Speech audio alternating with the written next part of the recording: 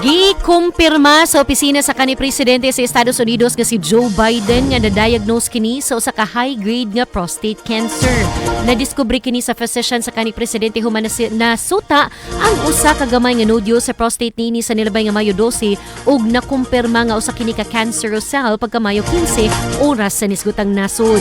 Sumapa nga maong cancer sa prostate niini mi metastasize o mikatap na sa kabukugan niini.